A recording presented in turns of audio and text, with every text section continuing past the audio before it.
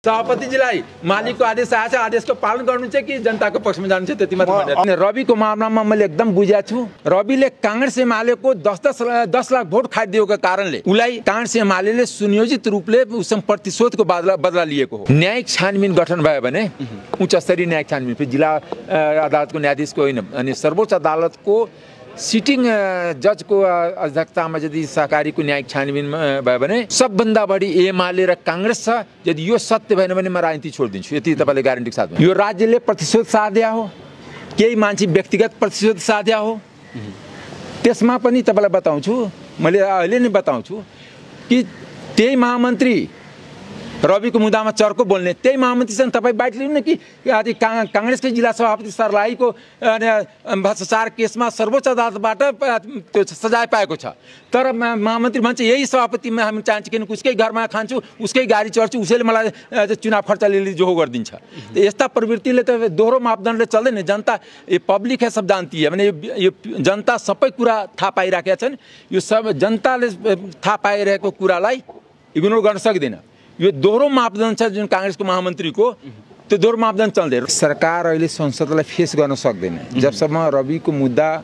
अदालतमा अभियोजन भएर त्यसको किनारा लाग्दैन कि पूर्व पक्षको लागि थुनामा जान्छन् कि जमानतमा छुट छ, त्यसपछि मात्र राजनीतिमा आउनु पर्ने के त्यस्तो कारण आइलाग्यो मानेज्यू? यो भन्दा दुर्भाग्यपूर्ण कुरा के हुन्छ? यसलाई एक लाइनमा मात्र अन्तर दियो। यो देशको दुर्भाग्यपूर्ण हो, नेपाली जनताको दुर्भाग्यपूर्ण हो। पदमा बस्दाखेरि हात्ती पालेर राख्ने, पछि त्यही हात्तीले जनतालाई मास्ने। कांग्रेसले पूर्ण रूपले समर्थन गरेछ। केपी ओली सम्मान्य प्रधानमन्त्री आफै हुनुहुन्छ। दुईटा पार्टीको एब्सोल्युट मेजोरिटी हुन्जेल बाहिर जतिसुकै जे परेर गए पनि लोहोरोलाई जति उसिने पनि के अर्थ भयो र? त्यसबाट खान मिल्दैन ढुङ्गालाई। समितिहरुमा धेरै विधेयकहरू पास भइसकेका छन्, तर संसदमा अब चाहिँ बुझाउने भन्ने तयारीमा छ। तर सरकारले संसद कहिलेबाट खोल्ने भन्ने के तयारी पनि गरेको देखिँदैन। किन कहिले खुल्छ संसद? के हो यो मानिज्यू? एउटा कुरा कि सरकार अहिले संसदलाई फेस गर्न सक्दैन जबसम्म रविको मुद्दा अदालतमा अभियोजन भएर त्यसको किनारा लाग्दैन कि पूर्व पक्षको लागि थुनामा जान्छन् कि जमानतमा छुट छ, त्यसपछि मात्र। किनकि सरकारले जनताको हकमा कुनै पनि काम गर्न सकेन। दुईजना परिवारको हकमा काम भयो होला, दुईजना आफ्नो साथीभाइलाई कहीँ नियुक्ति पायो होला, कोही राजदूत बन्यो होला, कोही जीएम बन्यो होला, तर आम जनता नेपाली जनताको लागि भएको छैन। तर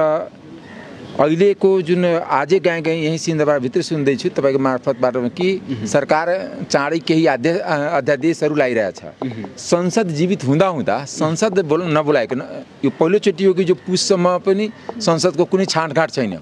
माघमा सरकारले एउटा संविधानको लुफहोल समातेर बसेको छ कि दुईटा अधिवेशन 6 महिनाभित्र बोलाउनु पर्छ। त्यो 6 महिना फागुनतिर पुग्छ, फागुनतिर गर्ने। त्यो यो कर्मकाण्डीले जनताको विश्वास उठिरहेछ। किनकि हरेक पार्टी आफ्नो आन्तरिक समस्यामा फँसेको छ। सरकारका जुन दुईटा ठुला पार्टी छन्, कांग्रेस पनि समस्याग्रस्त छन्, एमाले त झन् बढी समस्याग्रस्त छन्। त्यो तपाईले त्यहाँ एमालेको पार्टीको मेरोतिर क्यामेरा तर्साउनुभन्दा एमाले पार्टीको केन्द्रीय सदस्यहरूसँग तर्सायो भने थाहा हुन्थ्यो त्यो चासलमा गएर कि त्यहाँ पार्टीमा कति कुसमुकुस छ। आज भर्खर जो माओवादी ब्याकग्राउन्डको मान्छेहरू छोडिरहेछ पार्टी, र जो पहिला थियो अहिलेको कुराले सरकार तीनटा किसिमले आइसोलेसनमा छ भने एउटा जनताबाट टाढिएको छ किन जनजीविकाको सवाल छ, आर्थिक धाराशाही छ, सरकार भन्न मात्रै छैन। तर मैले सरकारकै डाटा तपाईँको अगाडि राखिदिन चाहन्छु, सरकारले नभने पनि 6 खरबको पुरानो दायित्व छ। 2 खरब झन्डै 2 खरब आन्तरिक ऋण लिइसकेका छ जो जनतामा थाहा छैन। म तपाईँको मार्फत जनतालाई भन्न चाहन्छु कि सरकारले यतिकै 3-4 महिनामा जहिले पनि यस्ता सरकार बन्छ धेरै ऋण लिन्छ र जनतालाई ऋण बोकाउने, आफू मौज गर्ने। र त्यो मौज त्यो 1 खरब 75 अरब आन्तरिक ऋण असाध्य महँगो हुन्छ। 7-8% भन्दा कम हुँदैन। जो बचतमा जुन मुद्दतीमा जुन बचतमा जुन दिन्छ ऋण त्योभन्दा बढी हुनु, फिक्स्ड डिपोजिट भन्दा बढीको रेट सरकारले लिनुपर्ने हुन्छ। किनकि त्यो जनताको पैसा हो, सरकारको पैसा त होइन। आन्तरिक ऋण भनेको जनताको पैसा हो। बैंकहरूमा जुन बचत छ या कुनै उद्योगपतिहरूको जुन बचत छ त्यसबाट लिने हो। तेस्रो कुरा के भने पार्टीभित्रै त्यहाँ छलफल छुटेको छ। एउटा कुरा हरेक पार्टीभित्र मल्टी पार्टी छ। अनि धेरै ग्रुप छन्। आजको दिनमा तपाईलाई बताउँछु कि लोकतन्त्र हो कि होइन यो गाह्रो छ। भीम रावलको निष्कासनपछि सत्येन्द्र खनालले त आफै छोड्नुभयो पार्टी। त्यस्ता त अहिले भर्खर म न्युज पढ्दै थिएँ। तेस्रो कुरा के भने हिजै एउटा गण्डकी प्रदेशको मुख्यमन्त्रीको स्टेटमेन्ट आफैमा एउटा आपत्तिजनक हो। उहाँ आफै मुख्यमन्त्रीको कुर्सीमा बस्नुभएको छ तर गोर्खातिर गएर कता भाषण गर्नुभएको छ कि यो सरकार भारतले गिराउन खोजिरहेछ। जब गिर्ने बेला के हुन्छ मान्छेले अरूलाई दोष दिन्छ। मान्छेको नेचर हो, मानवको साइकोलोजी नबुझिकन राजनीति बुझ्न सकिँदैन। उहाँहरू आत्तिनु भएको छ आफै छटपटेर। खास गरी यो BRI को सम्झौतापछि सरकार आफै सशङ्कित छन्, आफै र शङ्काको भूत सरकारलाई लागेको छ। सरकारमा बस्ने मन्त्री प्रधानमन्त्रीहरूलाई लागेको छ कि अमेरिकाले दुख दिन्छ, इन्डियाले दुख दिन्छ, नेपाली जनताले। हिजै कि आज के एमालेको अति छलफलमा मलाई एमालेकै साथीहरूले सुनायो कोही न यहाँ राजासँग मिलेर केही मान्छे उपद्रव मचाउन खोजिरहेका छ। उहाँ सरकारमा बसेर पुलिस प्रशासनसँग मिलेर अरूलाई उपद्रव मचाउँदाखेरि ठिक हुने, अरूलाई दोष दिने। आखिर पुलिस प्रशासनलाई प्रयोग गरेर सरकारले रवि छानेमाथि उपद्रव मचाइरहेछ। त्यही त एमालेको मान्छे छुटिरहेछ नि। एमालेको मान्छेको लागि त सरकारीको मुद्दा त लाग्दैन नि। आज भर्खरै काङ्ग्रेस सांसद माया राईलाई पनि काङ्ग्रेसमै लाग्दैन, काङ्ग्रेसको लाग्दैन। मैले तपाईँलाई बारम्बार भन्छु एउटा निष्पक्ष न्यायिक छानबिन गठन भयो भने उच्च स्तरीय न्यायिक छानबिन, जिल्ला अदालतको न्यायाधीशको होइन अनि सर्वोच्च अदालतको सिटिङ जजको अध्यक्षतामा यदि सहकारीको न्यायिक छानबिन भयो भने सबभन्दा बढी एमाले र काङ्ग्रेस छ। यदि यो सत्य भएन भने म राजनीति छोडिदिन्छु, यति तपाईँले ग्यारेन्टीको साथ भन्छु। किनकि देश लुटेको यही दुईवटा पार्टीले हो, देशलाई गरिब यही दुईवटाले बनाएको हो। कसले बनाएको? आज सरकारमा बस्ने शिक्षा मन्त्री एमालेको हुने तर युनिभर्सिटीमा ताला लगाउने एमालेको विद्यार्थी। आखिर प्रधानमन्त्री यता सरकार पनि कब्जा गर्ने, उता सडक पनि कब्जा गर्ने, युनिभर्सिटी पनि। यो कब्जाको जुन रणनीति छ यसले नेपाली जनताको घाँटी निमोटिरहेछ, नेपाली जनताको भविष्य निमोटिरहेछ, युवाको भविष्य निमोटिरहेछ। हाम्रो एकदम प्रष्ट कुरा हो के भने कुनै पनि सरकारले देश र जनताको घाँटी निभाउन पाइँदैन। अब अहिले हेर्नुहुन्छ एक लाइन यहाँ पुलिस पुरा छ, एकजना मन्त्रीको पछाडि 50 जना पुलिस किन हुन्छ भने सशङ्कित छन्। जनतामा सोच्छ हामी त सिधै गइरहेका थियौँ, तपाईँ यसो एक्लै गइरहेको थिए। के हो भने जब सरकार गलत काम गर्छ उसलाई मात्र विश्वास सुरक्षाकर्मीमाथि हुन्छ, आफूमाथि पनि विश्वास छैन, जनतामाथि विश्वास सधैँ छैन। जनतामा एक्लै जान सक्दैन। म सरकारका मान्छेलाई आग्रह गर्न चाहन्छु तपाईँ एक्लै जनतामा हिँड्नु न। जे तपाईँ राम्रै काम गर्नुभएको छ त जनता तपाईँलाई फुलमाला लगाउँछ नि। राम्रो काम गर्नलाई त हाम्रो समाज, हाम्रो जुन पूर्वीय दर्शन छ त्यसमा त माला लगाउने काम गर्छ नि। त्यस कारणले सरकार आफ्नै गलत कामले आतङ्कित छन्। किन सरकार अहिले पनि भ्रष्ट बिचौलिया यिनीहरूको बचाउनमा र उसैको काम गर्नको लागि नियुक्त भए जस्तै छ। सरकारको काम बिचौलियाको संरक्षण गर्ने, उसकै संरक्षणमा उसलाई राज्यको ढुक्टी दिने, राज्यको र नेपाली जनतालाई दिनका दिन कङ्गाल बनाउने। के को लागि? सरकारको जुन जथाभावी खर्च, चाहे सङ्घीय मन्त्री क्वार्टर बनाउने, 7 अरबको मन्त्री क्वार्टर बनाएको छ। यही तपाईँकै छेउमा पछाडि 7 अरबको सर्वोच्च अदालत बनिरहेछ, 4 अरबभन्दा बढीको संसद भवन बनिरहेछ। यसको आवश्यकता थिएन। देशको गरिबी हटाउने आवश्यकता थियो, देशको शिक्षाको विकास गर्ने आवश्यकता थियो, देशको स्वास्थ्यको समस्या समाधान गर्ने आवश्यकता थियो। तर प्रदेशको मुख्यमन्त्रीहरूलाई त्यहाँ निद्रा लागेन भने यहाँ शयन कक्ष बनाइएको छ, यहाँ क्वार्टर बनाइएको छ। प्रदेशको मुख्यमन्त्रीको काठमाडौँमा के काम? आफ्नो प्रदेशमा क्वार्टर पाएकै छ, अफिस पाएकै छ, गाडी झन्डा गार्ड सुविधा सबै पाएकै छ। अर्को कुरा जनताको पैसा भन्छ नि सित्तैकै धन फुपूको श्राद्ध भन्छ, त्यस्तै मुख्यमन्त्रीहरूले आफ्नै बाबुबाजेको सम्पत्ति ठानेर 6 महिना 5 महिनामा 30-30 लाख रुपियाँ हवाई भाडाको खर्च गरेका छ। किन आउनु पर्यो काठमाडौँ? काठमाडौँ मुख्यमन्त्रीको के काम? उसको त प्रदेशमा काम छ नि, उसको बजेट त सरकारको थ्रु जान्छ नि। त्यस कारणले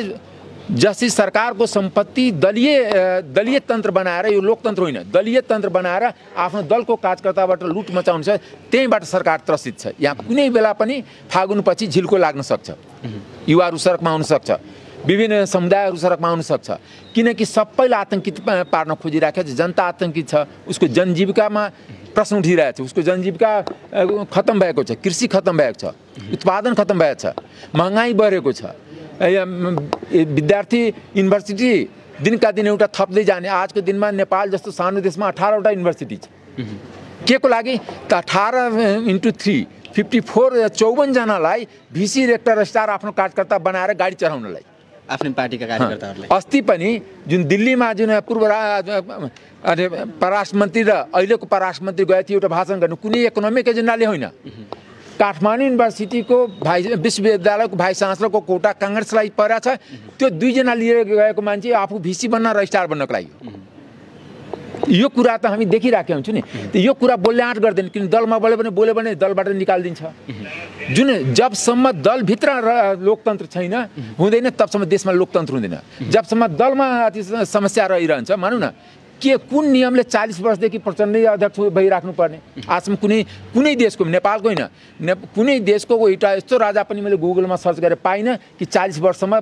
सत्तामा बसिराख्ने आखिर पार्टी अध्यक्ष बनेको त पार्टीको सत्य हो नि खालि सरकारको सत्ता होइन नि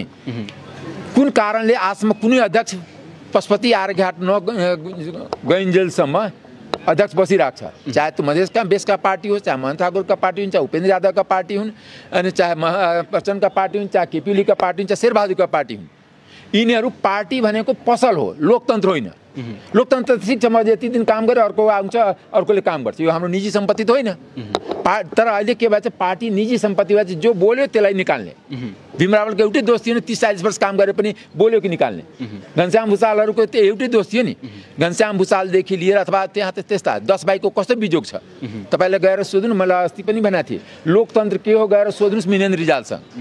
कि त्यत्रो वर्ष काङ्ग्रेसमा रह्यो गलत्याइदियो शेरबहादुरले लोकतन्त्र सोध्नु छ भने सोध्नुहोस् अमरेश सिंहसँग कि कसरी थियो त्यहाँ अनि काङ्ग्रेसमा जनजात काङ्ग्रेस थियो कसरी गलत्याइदियो भाउजूको चाकरी गर्न नसकेपछि या दाइको चाकरी नगर्न सकेपछि जसरी भीम रावलसँग सोध्नुहोस् सुरेन्द्र पाण्डेसँग सोध्नुहोस् पार्टीमा हुँदा योगेश भट्टराई घनश्याम भुसाल यिनीहरूसँग सोध्नुहोस् इभन गोकुल बास्कोटासँग सोध्नुहोस् यस्तो कति नाउँ मैले कति गराउँ यो फेरिस त सैकड़ोमा छ यहाँ के हो भने दलतन्त्रको नाउँमा दासतन्त्र बनाउने पार्टीहरू खोजिराखेका छन् सरकार र पार्टी कि तिमी मसँग साथ दियो भने आफ्नै पार्टीको भए मुद्दा लगाइदिन्छु खास गरी 4-5वटा संस्था जुन प्रधानमन्त्री कार्यालयको अन्तर्गत भएर यो देशको लागि दुर्भाग्यपूर्ण चाहे राष्ट्रिय अनुसन्धान होस् चाहे राजस्व अनुसन्धान होस् चाहे सम्पत्ति शुद्धिकरण होस् यो सबै संस्था सरकारको छाया छ किनकि कुनै पनि संवैधानिक संस्था सरकारको छाया हुनु हुँदैन यहाँ अदालत पनि दलीय छायाबाट मुक्त छैन सर्वोच्च अदालतमा जाएपछि सबै दलको झन्डा बोक्ने मान्छे त्यहाँ न्यायाधीश छन् त्यसले नेपाली जनतालाई न्याय दिन सक्दैन नि दललाई दिन सक्ला जुन दलको न्यायाधीश छ भने तर नेपाली जनतालाई नेपाल राष्ट्रलाई नेपालको संविधानको रक्षा गर्न सक्दैन एउटा कुरा नेपालको संविधान नेपाली जनताको अधिकार रक्षा गर्नको लागि पहिला नेपाली हुनु पर्यो कुनै दलको हुनु हुँदैन आज नेपालीको पहिचान मेट्दै दलको पहिचान अगाडि बढ्छ अहिले दलको झोलेहरू कर्मचारीहरू अहिले घुमिरहेछ दलको नेताहरू कि यहाँ हामी दल पछि चाहियो कर्मचारी युनियन र राजव्यवस्था समितिको सभापति जति क्रान्तिकारी कुरा गरे पनि हेरौँला उहाँको मालिकको आदेश आइसक्यो आज भर्खर त्यो अति काङ्ग्रेसको ट्रेड युनियनको अध्यक्ष बनाएको छ कि हामी आफ्नै सामनेमा फोन गराइसके सभापतिबाट कि जे अति युनियनवाला भन्छ त्यही अनुसार गरिदियो त के हुन्छ मालिकको आदेश आएपछि क्रान्तिकारी कुरा क्रान्तिकारी रहँदैन म तपाईँलाई यही टेस्ट केस तपाईँले त्यही समितिको अगाडि उभिराख्नु भएको छ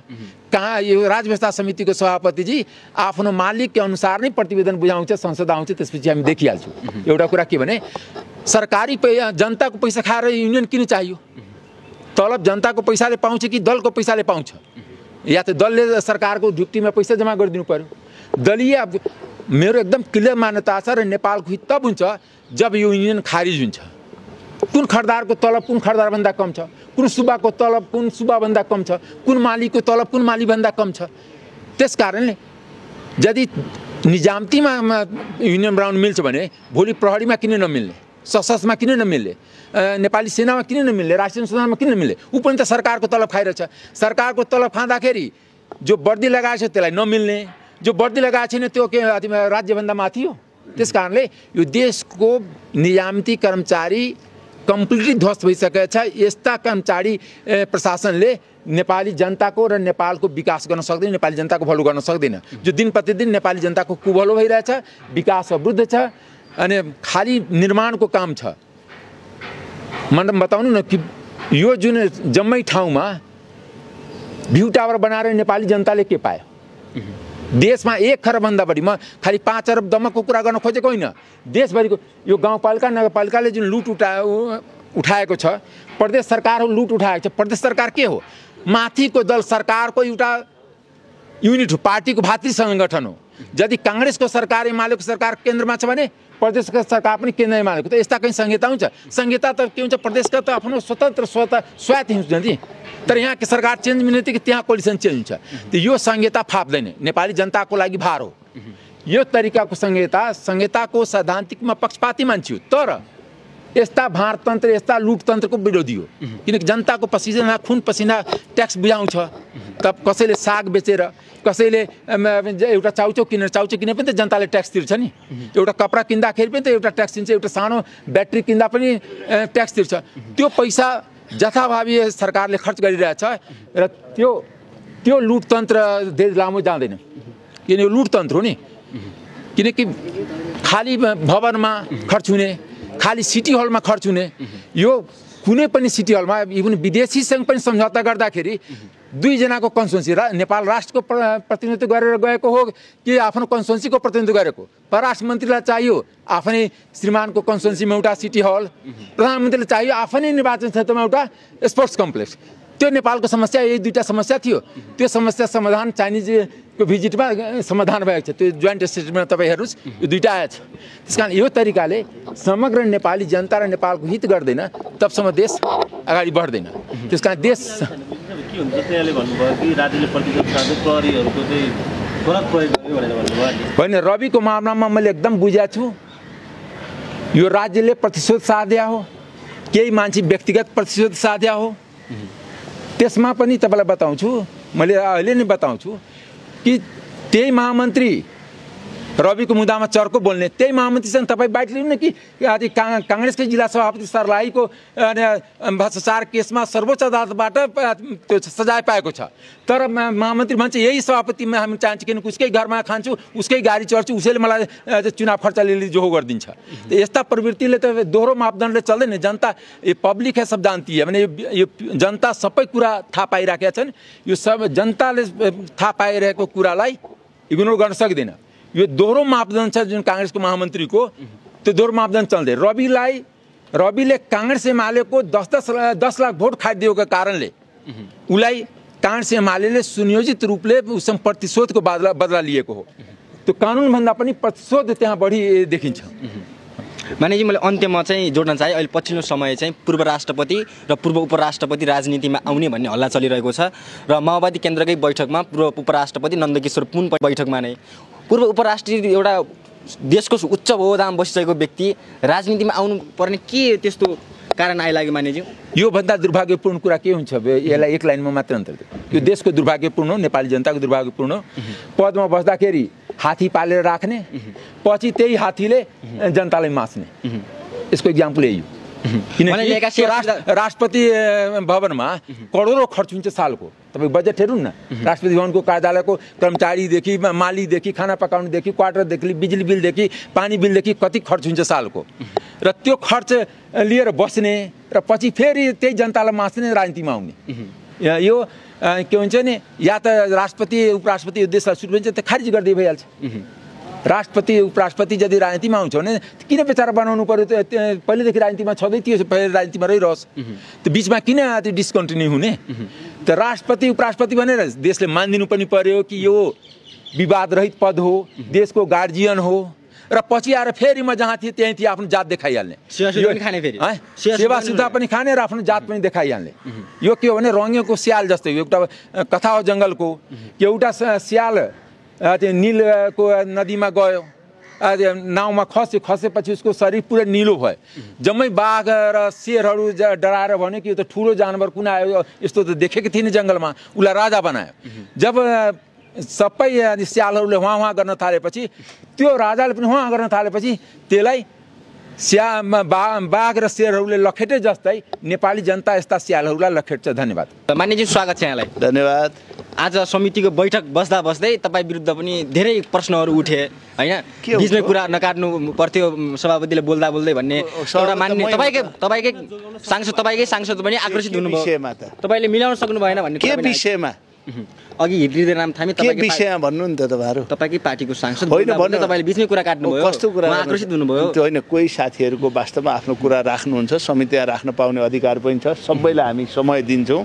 तर कुन विषयमा हामी छौँ त्यही विषयमा जाँदा अझ राम्रो हो भन्ने सबैको चाहना हो विषयगत रूपमा जुन विषयमा हामी छलफल गरेका हुन्छौँ त्यही विषयमा प्रवेश गर्नुपर्छ त्यही भएर तपाईँले बीचमा बोल्नु भएको त्यो विषयभित्रै जाने कुरा गर्नुपर्छ सधैँ एउटा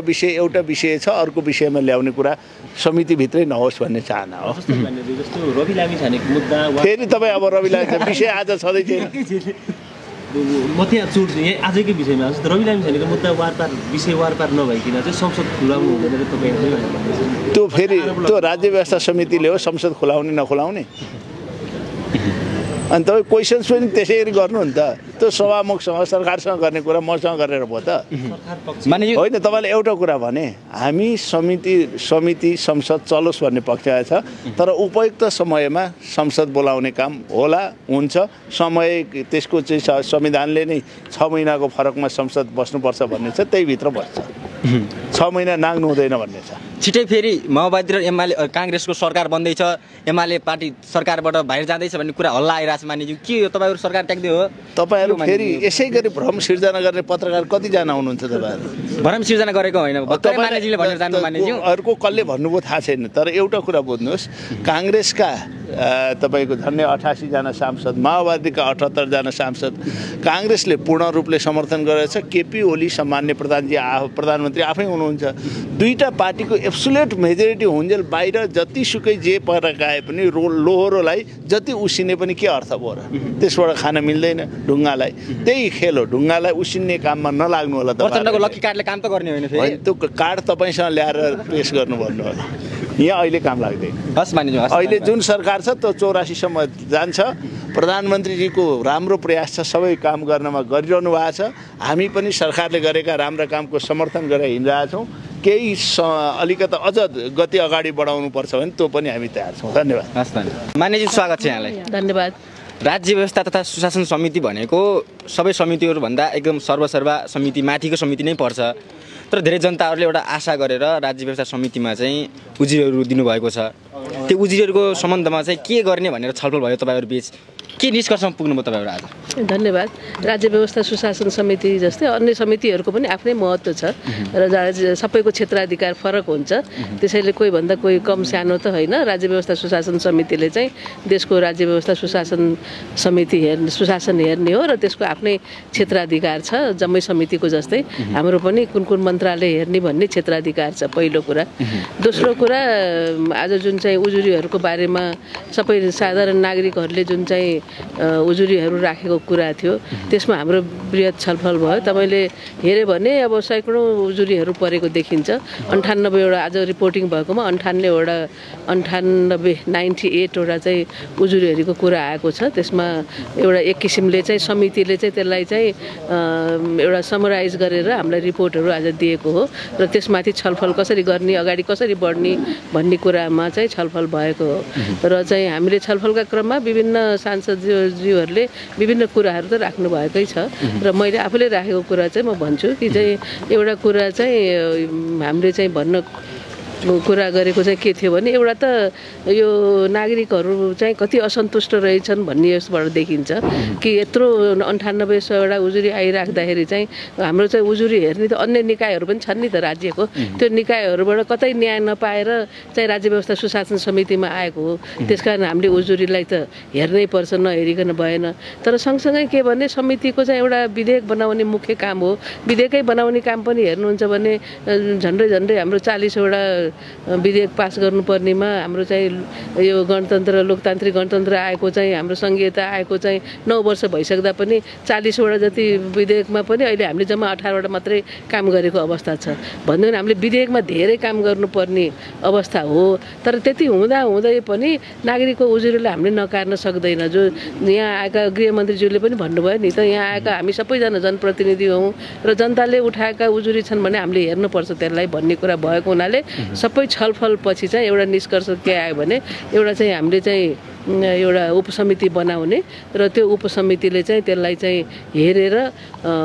कस्तो उजुरीहरू के गर्नुपर्छ भन्ने एउटा निर्णय चाहिँ समितिमा चाहिँ बुझाउनुपर्छ भन्ने आज निष्कर्ष त्यही नै हो। माने तपाईँहरूको पार्टीले भर्खर केन्द्रीय कमिटीको 2 दिन लाएर चाहिँ बैठक समापन गर्नुभएको छ, त्यहाँ चाहिँ के निर्णय गर्नुभयो त्यो बारेमा थोरै बताउनुहोस् न।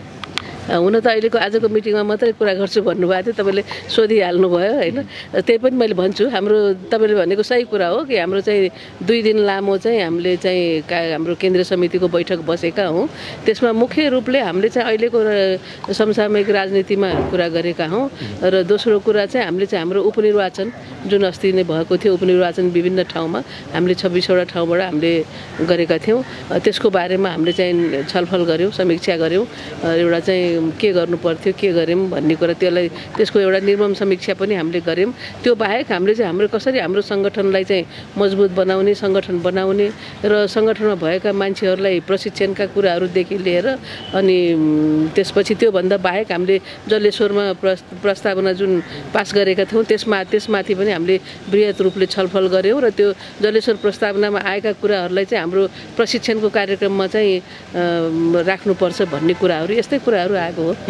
तपाईँहरूले चाहिँ धेरैजना सदस्यहरूले चाहिँ रवि लामिछानेलाई हामीले चाहिँ सधैँ पनि सभापति मान्न तयार छौँ भन्नुभएको थियो, तर अस्तिको प्रेस वक्तव्यमा चाहिँ संस्थापक सभापति भनेर रवि लामिछानेलाई सम्बोधन गर्नुभयो,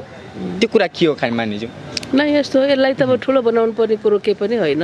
रवि लामिछाने राष्ट्रिय स्वतन्त्र पार्टीको सभापति हो र चाहिँ जुन विदेश नै त्यो त संस्थापक भनेको के हो त, फाउन्डर जो पहिलोचोटि जो भयो त्यही संस्थापक अब चाहिँ होइन उहाँ नै त्यस्तो होइन,